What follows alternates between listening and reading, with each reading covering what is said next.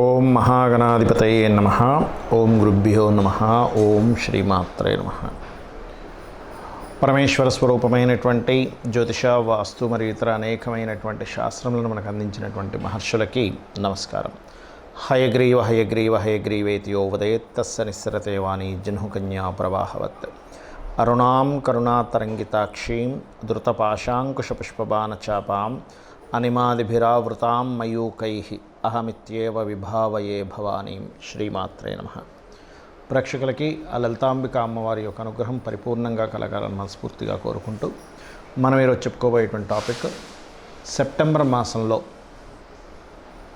రాశి ఫలితాలు ఏ విధంగా ఉన్నాయి. ముఖ్యంగా లగ్నం నుంచి చూసుకోండి, చంద్రుడున్న రాశి కంటే కూడా అది ఇంకా ఎక్కువగా పనిచేస్తూ ఉంటుంది. అయితే ఇక్కడ గ్రహస్థితి ఏ విధంగా ఉంది అని చెప్పి చూసుకున్నట్లయితే మేజర్ ప్లానెట్స్ అయినటువంటి శని కుంభంలో వక్రించున్నాడు, వృషభంలో గురువు, రాహు ఏమో మీనంలోని, కన్యలో కేతు ఉంటాడు. ఇవి మాత్రం ఎక్కడా కూడా మనకి అంత తొందరగా మారవు. మిగతా గ్రహాలు కనుక చూసుకున్నట్లయితే కుజుడు మిథున రాశిలోని, అదేవిధంగా చంద్రుడు కర్కాటకంలో ప్రారంభమై మరలా మిథునం వరకు తన యొక్క సంచారం జరుగుతుంది. అందులో చంద్రుడితో పాటు బుధుడు కూడా కర్కాటకంలో ఉన్నాడు. కాకపోతే బుధుడు 5వ తేదీకి సింహంలోకి మారి మరలా 23వ తేదీకి ఇందులోకి మారుతున్నాడు, కన్యారాశిలోకి మారుతున్నాడు. అదేవిధంగా సింహరాశిలో రవి, శుక్రుడు కన్యారాశిలో నీచబడి ఉన్నాడు. ఆయన దాదాపుగా 19వ తేదీ వరకు ఉంటాడు. మరియు అదేవిధంగా ఈ కన్యారాశిలో శుక్రుడు 19వ తేదీ వరకు నీచబడి ఉన్నటువంటి సమయంలో పర్టికులర్గా ఏంటంటే నీచ స్థానంలో ఉండేటువంటి రిజల్ట్స్ కూడా నేను మీకు ప్రత్యేకంగా చెప్తాను. అందరూ అంటే జాతచక్రం ఉన్న వాళ్ళు లేని వాళ్ళు కూడా ఏం పాటించాలనేటువంటిది. సో అందుకని మీరు వీడియో ఎండింగ్ వరకు చూడండి. మీన లగ్నము, మీనరాశి.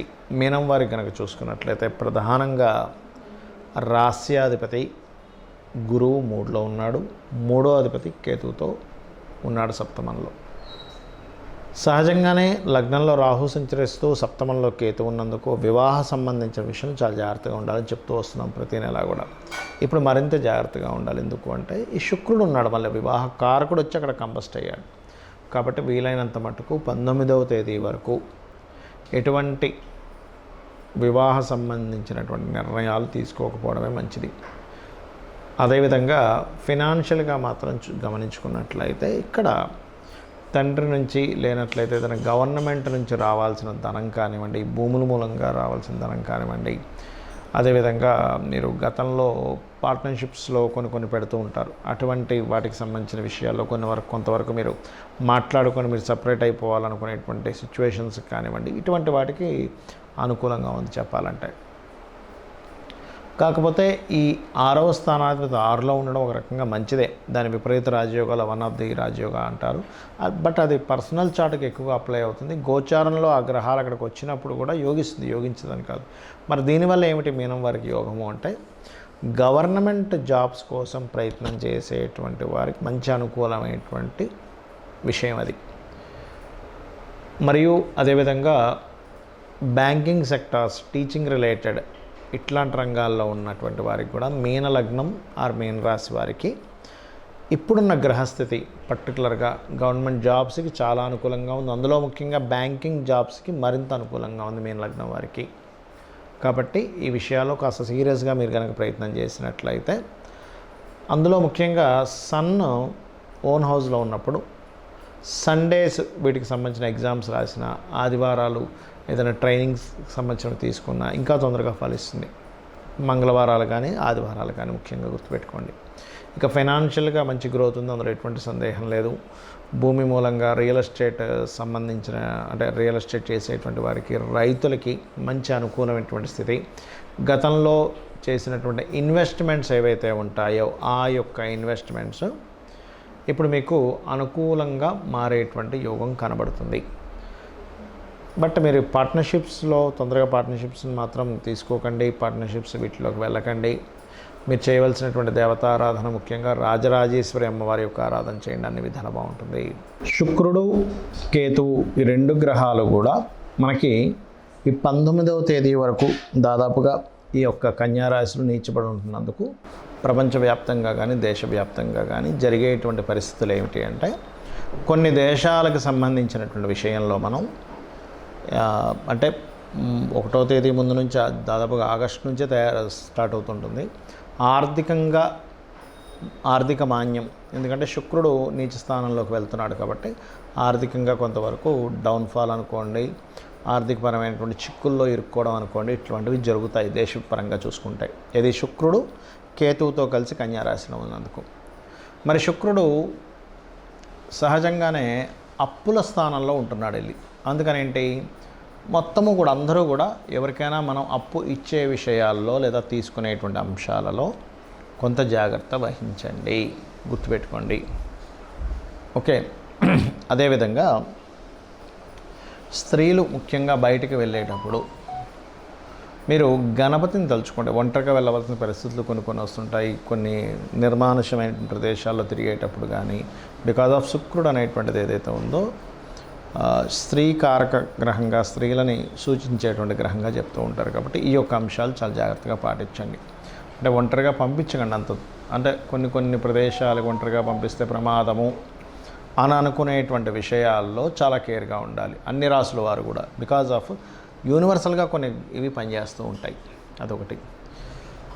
అదేవిధంగా అందరికీ కూడా ఈ మాసంలో 17వ తేదీ వరకు రవి ఓన్ హౌస్లో ఉంటున్నాడు కాబట్టి ఆరోగ్యానికి సంబంధించినవి ఎవరైతే పాటిస్తుంటారో, అందులో ముఖ్యంగా ఈ ఆగస్ట్ 16వ తేదీ నుంచి సెప్టెంబర్ 17వ తేదీ వరకు ఉన్నటువంటి కాంబినేషన్ ఏదైతే ఉందో, టైం అంతా కూడా మీరు ఆరోగ్యం గురించి పాటించేటువంటివి ఏవైతే నిర్ణయాలు తీసుకుంటారో అవి ఖచ్చితంగా మీకు ఇంప్లిమెంట్ అవ్వడం వల్ల మీ ఆరోగ్యం కుదురుపడుతుంది. అంటే అనారోగ్య సమస్యల నుంచి బయటపడము. యూనివర్సల్గా ఏదైనా ఒక ప్లానెట్ పలానా ప్లేస్లో ఉన్నప్పుడు యూనివర్సల్గా అందరికీ పనిచేస్తుంది ఈ కాంబినేషన్ అనేది, ఒక రాశి వారికి ఒక లగ్నం వారికి అని కాకుండా.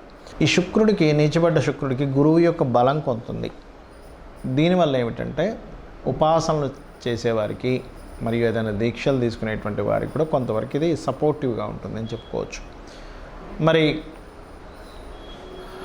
ఎంతసేపు మనం ఈ గోచార ఫలితాలైనా మన జన్మజాతక ఫలితాలు కూడా ఉంటాయి అంటే ఖచ్చితంగా మన జన్మజాతక ఫలితాలే చూసుకోవాలి. ఎందుకంటే మీరు ఏదైతే పూర్వజన్మలో చేసిన కర్మ ఏదైతే ఉందో, అది బ్యాడ్ కర్మ కావచ్చు, గుడ్ కర్మ కావచ్చు, తెలిసో తెలియకో చేసింది కావచ్చు, అది పర్టికులర్గా 12 భాగాలుగా విడిపోతుంది. మీ యొక్క లైఫ్లో మీ యొక్క స్థితిగతులు ఏమిటి అనేది మీ లగ్నం బట్టి తెలుస్తుంది.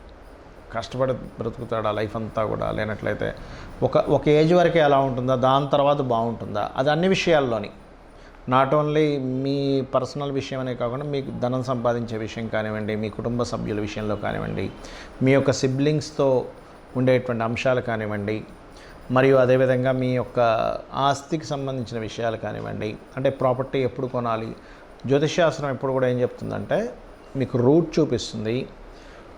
ఆ రూట్లో వెళ్ళేటప్పుడు మీకు లైఫ్లో ఎటువంటివి సంఘటనలు ఎదురవుతాయో చెప్తుంది. ఆ సంఘటనల్ని ఏ రకంగా మీరు ఎదుర్కోవాలి, ఎటువంటి నిర్ణయాలు తీసుకోవాలి, ఎటువంటి నిర్ణయాలు తీసుకోకూడదని చెప్తుంది. అంటే ఏదో ఒక రూట్ చూపించడం కాకుండా ప్రతి అంశంలోని మీకు ఎక్కడ టర్నింగ్ వస్తుంది. మనం చూడండి, ఒక దగ్గరికి వెళ్తుంటాము, ఇక్కడ మీకు టర్న్ ఉంది, ఇక్కడ మీకు స్లోప్ ఉంది, ఇక్కడ మీకు స్పీడ్ బ్రేకర్స్ ఉన్నాయని తెలుస్తున్నప్పుడు మనం జాగ్రత్తగా వెళ్తుంటాం. ఆ రకంగా ఏంటంటే జ్యోతిష్యం అనేటువంటిది వెలుగుని చూపించేది. మరి చాలామంది అంటారు ఏమండి మనం కర్మలో ఉన్నట్టుగా జరుగుతుందని.